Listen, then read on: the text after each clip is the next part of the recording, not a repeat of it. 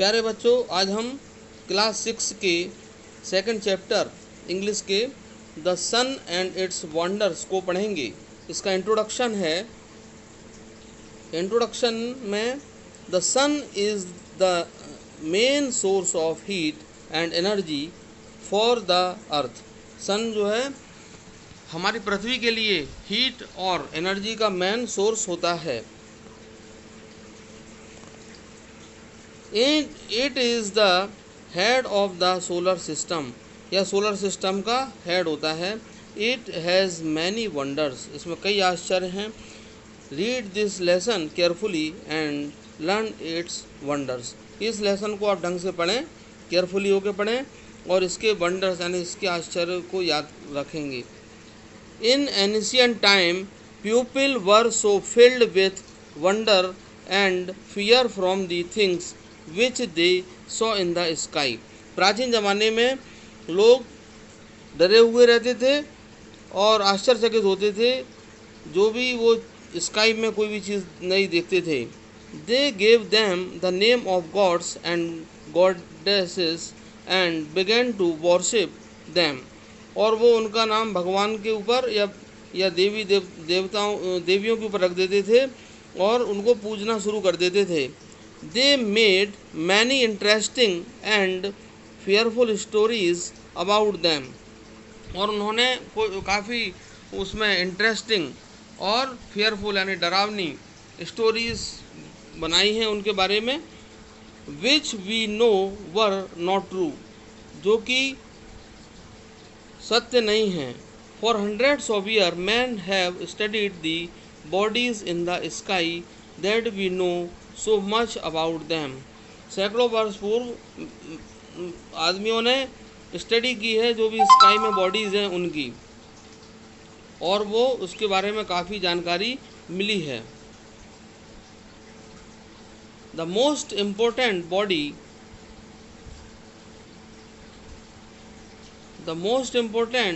Body to us is the sun. Without the warmth,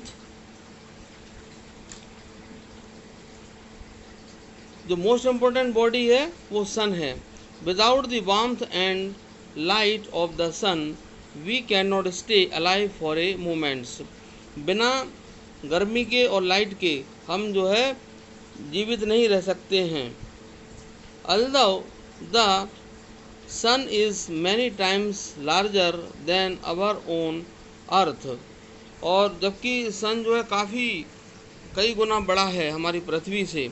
It's look small to us because it is so many millions of kilometers away from us। यह हमसे कई लाखों kilometre दूर है, तो ये इसलिए हमको काफ़ी छोटा दिखाई देता है। सन छोटा दिखाई देता है। You know how small an aeroplane or kite look when it is flying high in the sky। आप देखते हैं कि जब आप पतंग उड़ाते हैं और आसमान में एरोप्लेन देखते हैं तो हमें बहुत छोटा दिखाई देता है। If the sun was only as large as your school the earth would be as little as the football you use on the play grounds.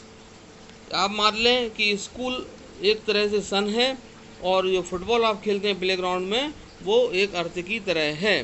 We do not need to say that the sun is very hot. हमें यह कहने की आवश्यकता नहीं होगी कि सन बहुत ही गर्म है। Perhaps it will help you know how hot it. अब हमें जानने की ज़रूरत है यह कैसे गर्म रहता है। Really is when you learn that metals like iron and silver are found on the sun also. अब हमें यह सीखना है कि जैसे कि आयरन मेटल है, सिल्वर मेटल है, वो सन में कैसे होते हैं वो। But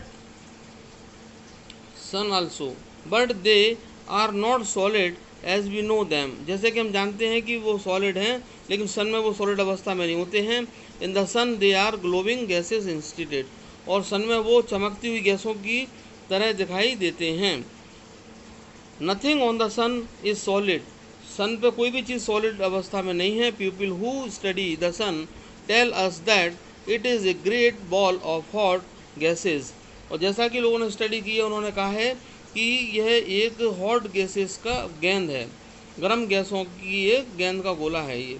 it does not burn burn but glows, यह जलता नहीं है बल्कि ग्लो चमकता है। The light is so strong from the sun that it is dangerous to look at it, इसकी जो लाइट है काफ़ी स्ट्रॉन्ग होती है, जो कि हमें देखने के लिए खतरनाक है। Until use dark glasses you may hurt your eyes if you try to do so, यदि हमें देखना ही है तो हमें डार्क ग्लास की मदद से हम थोड़ी देर के लिए देख सकते हैं कि हमारी आँखों को डैमेज ना हो।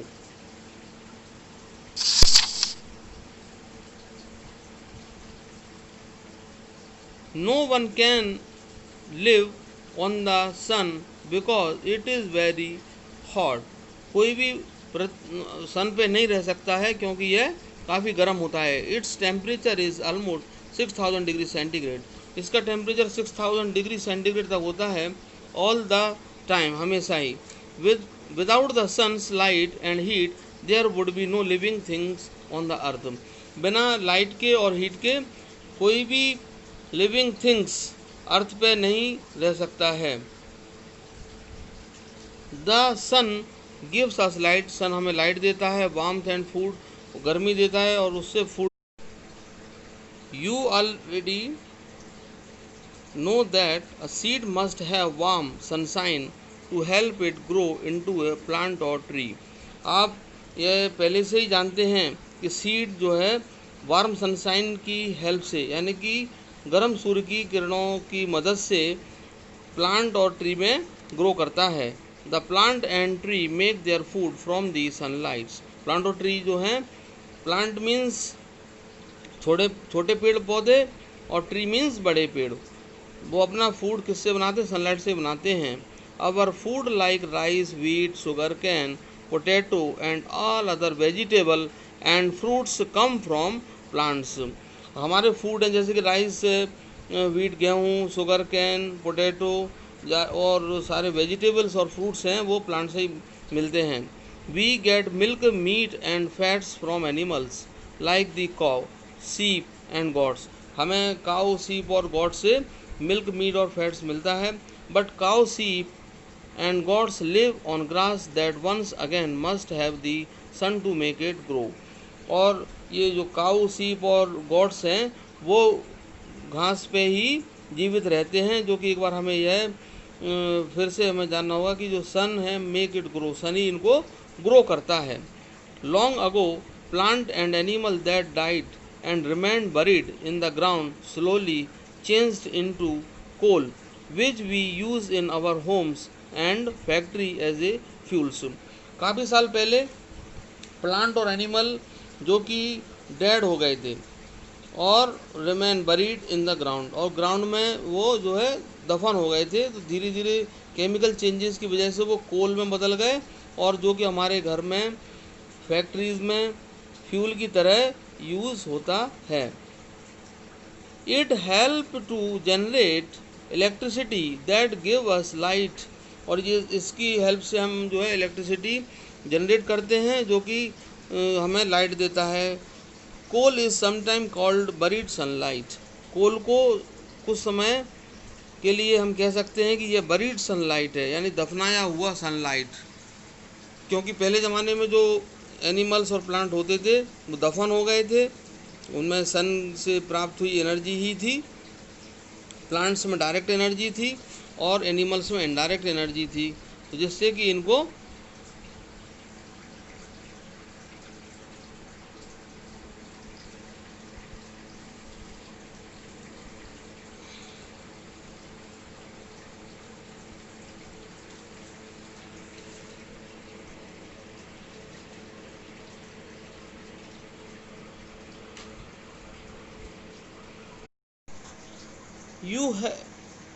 you have learned how the hot sun causes water to change into vapor, आप सीख चुके हैं कि मतलब सन कैसे वाटर को वेपर में चेंज करता है, सन की गर्मी कैसे उसको चेंज करती है वेपर में। Which is carried up into the air, जो कि एयर में चली जाती है। When the vapor cools, it change into drops of water. जब वेपर कूल हो जाती है तो यह ड्रॉप ऑफ वाटर में चेंज हो जाती है। इट्स फॉल्स एज रेन, और यह रेन के तौर पे गिरती है, नीचे पानी की बूंदें नीचे गिरती हैं। The rain that falls on the land gives water for plant and crops. जो रेन होती है जब ज़मीन पर गिरती है तो यह पानी देती है प्लांट्स को और फसलों को। It keeps animal alive and fills river and lakes on the grounds. यह एनिमल को भी जीवित रखती है और रिवर और जो लेक्स हैं, झीलें और नदियां हैं, उनको भर देती है। The sun as it crosses the sky each day, जो सन है जो कि स्काई में क्रॉस करता रहता है प्रत्येक दिन। Give us a way of telling the time, हमें समय के बारे में भी बताता है। Before the invention of watches and clocks people use the sun to tell the time. जब वॉच का और क्लॉक्स का आविष्कार नहीं हुआ था तो लोग सन का यूज़ समय बताने के लिए करते थे। दे मेड शैडो क्लॉक्स और sun dial that told them time on sunny days, but they were useless at night और ऑन क्लाउडी डेज। जब सनी डेज होते थे, सन वाले डे होते थे, तो क्लॉक्स, शैडो क्लॉक्स होती थी और सन डायल होती थी जो कि टाइम बताते थे, जबकि नाइट में और क्लाउडी डे में ये नहीं बता पाते थे। The sun work is not done even after it seems to set और रेस्ट, और जो सूर्य हमारा वह काम नहीं करता है, ऐसा हमें प्रतीत होता है कि जैसे यह सूर्य अस्त हो गया हो या और रेस्ट एज वी से, आराम कर रहा हो, जैसा हम कह सकते हैं। It helps to light up the moon and make it glow brightly in the dark sky at nights, और यह जो है मून्स को और जो स्काई जो डार्क है उसको ग्लो करने में, ब्राइट करने में नाइट में हेल्प करता है। The moon has not its own light, it send back to you us some of the light it gets from the sun. Moon की स्वयं की लाइट नहीं होती है, यह लाइट को बैक करता है जैसे कि यह सन से प्राप्त कर लेता है।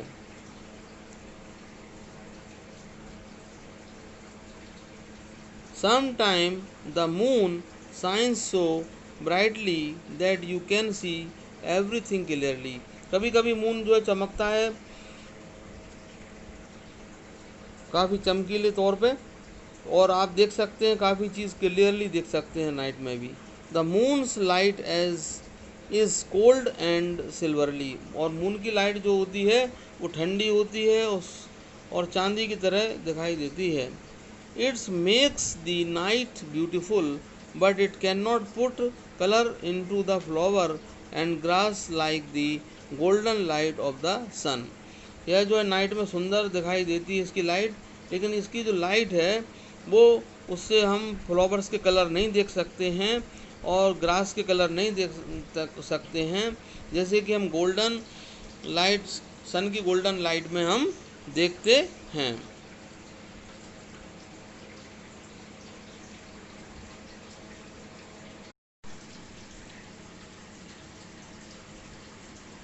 We do not always see the moon as a ball, हम हमेशा मून को बॉल की तरह नहीं देख सकते। We first see it as thin as in the western sky after the sun has set which we call the new moons. हम western sky में यानी पश्चिमी दिशा में आसमान के उसको एक एजेस के तौर पर देखते हैं। इस तरह की एजेस बिल्कुल फाइन होता है, साइड में किनारे की तरह दिखाई देता है, इसको क्या बोलते हैं, न्यू मून बोला जाता है।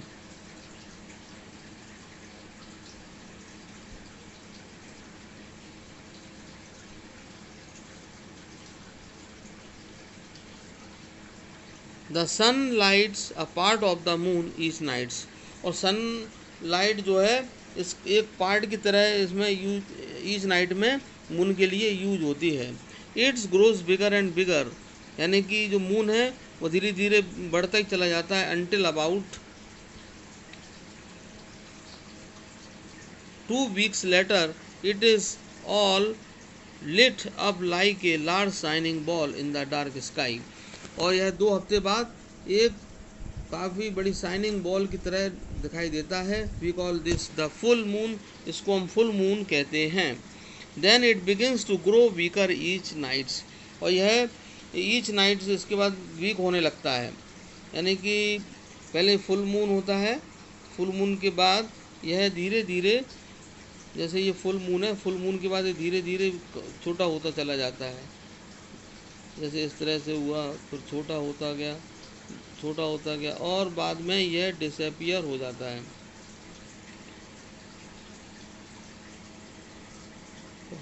But soon a new moon appear again in the waste.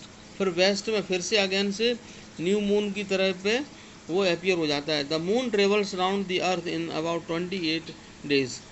Moon जो है अर्थ का एक राउंड लगा लेता है 28 डेज में. You already no it is ball like the earth but much smaller. यह आप जानते ही हैं कि यह बॉल की तरह है और अर्थ से काफ़ी छोटा है. But we see the same side of the moon always. और हम हमेशा मून की हमेशा एक ही सेम साइड ही हमें दिखाई देती है. People who study the moon tell us there is nothing or all there except high mountains of rocks and big holes called craters. जो लोग मून की स्टडी कर चुके हैं वो कहते हैं कि इस पर काफ़ी बड़े बड़े चट्टान, माउंटेन ऑफ रॉक्स, यानी कि काफ़ी बड़े बड़े चट्टानें, पर्वत श्रृंखला हैं. एंड बिग होल्स, यानी काफ़ी बड़े बड़े गड्ढे हैं जो कि क्रेटर कहलाते हैं. देयर आर नो ट्रीज, वहाँ ट्रीज नहीं है. फ्लावर, एनिमल्स और पीपल, नॉर रिवर्स, लेक्स और सीज. ना लेक्स है, ना सीज है, ना रिवर है. नो वाइंड और रैन, ना कोई हवा चलती है, ना बारिश होती है. Not even air to breathe in, ना यहाँ तक कि सांस लेने के लिए वहाँ पर हवा नहीं है. Nothing on the moon is alive as can live there. और मून पर जीवन नहीं है जैसा कि जीवित प्राणी वहाँ रह सके. Besides lighting up our dark nights the moon is useful in another way. यानी कि डार्क नाइट्स में लाइटिंग के अलावा मून हमारे लिए अनदर वे कैसे यूजफुल है. If you live near the sea you must have heard people speak of the tide going out, the tide coming in. यदि आप समुद्र किनारे देखेंगे तो लोगों के मुंह से सुना होगा आपने कि टाइड चला गया, the tide coming in, tide आ गया और टाइड चला गया. When it goes out it leaves a wide beach often covered with pretty shells. जब ये चला जाता है, टाइड चला जाता है, तो यह अपने साथ बीच पे कई प्रिटी यानी सुंदर सेल्स छोड़ जाता है. The moon cause these tides. Moon he in tides का यानी कि ज्वार भाटे जो होते हैं उनका ही कारण बनता है. To sailor and fisherman this is very important for ships come and go with the help of the tides. और फिशरमैन होते हैं, सेलर्स यानी नाविक होते हैं, वो इन्हीं टाइड्स की मदद से ही अपनी शिप को लाते और ले जाते हैं. Have you ever looked up at the night sky and wondered at the millions of twinkling stars. क्या कभी आपने नाइट में स्काई में देखा है कि काफ़ी सारे लाखों अनगिनत ट्विंकलिंग स्टार, चमकते हुए तारे हमें आश्चर्यचकित करते हैं. If you look closely some appear to be twinkling all the time. आप यदि टकटकी लगाकर देखेंगे तो कुछ ऐसे दिखाई देते हैं जो हमेशा ही चमकते रहते हैं. It may surprise you to know that these stars are bigger, brighter and hotter than the sun.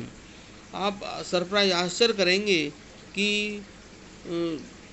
ये स्टार्स जो होते हैं काफ़ी बड़े होते हैं, ब्राइटर चमकीले होते हैं, गर्म होते हैं, सन की तुलना में काफ़ी बड़े होते हैं, चमकीले होते हैं और गर्म होते हैं. Which is one of our nearest stars. मतलब जो भी हमारे नियरेस्ट स्टार है हम उसको देखें तो. They are so much farther away than the sun that they seem to be only tiny points of lights. वो सन से भी काफ़ी दूर होते हैं और हमें काफ़ी टिनी पॉइंट्स, छोटे पॉइंट्स के तौर पे, लाइट के छोटे पॉइंट्स के तौर पे दिखाई देते हैं. We do not see the stars during day. हम दिन में स्टार्स को नहीं देख सकते हैं. Although they are still in sky because the sun which is nearer to us is so much brighter. जबकि यह हमें स्काई में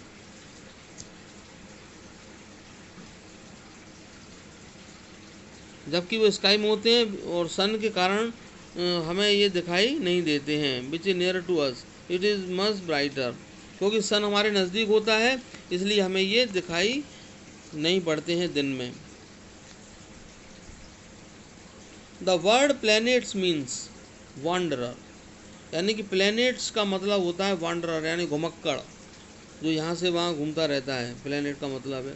our earth is also a planet. हमारा अर्थ भी एक प्लैनेट है. The planets wander around the sun. और जो प्लैनेट है वो सन के चारों ओर वांडर करता है यानी घूमता है. दे हैव नो लाइट और देयर ओन. उनके कोई स्वयं की लाइट नहीं होती है. दे बोरो there light from the sun. और प्लैनेट्स पर जो लाइट आती है, अर्थ पर जो लाइट आती है, वो सन से ही बोरो होती है. Just as a the moon does. जैसे कि मून करता है. If you would like to see a planet. यदि आप प्लैनेट को देखना चाहते हैं, look for the bright star that appears near the setting sun. तो आप इस चमकीले तारे को देखें जो कि सन के पास होता है, सन के नज़दीक होता है. It is often called the evening star. उसको इवनिंग स्टार कहा जाता है. But it is not really star. यह वास्तव में स्टार नहीं है. The one true star that is useful to sailor, pilot and traveller at night is the north star और पोल स्टार. और जो वास्तव में ट्रू स्टार है वो सेलर्स यानी नाविकों के लिए, पायलट्स के लिए और यात्रा करने वालों के लिए नाइट में होता है. वो दैट इज़ नॉर्थ स्टार और पोल स्टार कहते हैं. It never seems to change its place. यह अपने स्थान को नहीं बदलता है.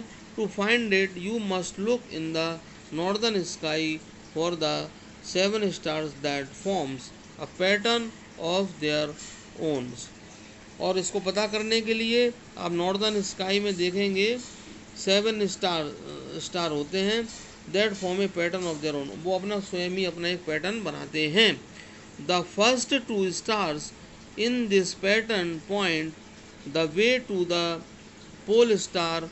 दे आर कॉल्ड दी पॉइंटर्स. और जो 7 स्टार्स होते हैं उसमें जो पहले 2 स्टार्स होते हैं वो इस पैटर्न में पोल स्टार के लिए वे बनाते हैं. They are called the pointers. इसलिए उन 2 स्टार्स को पॉइंटर्स कहा जाता है.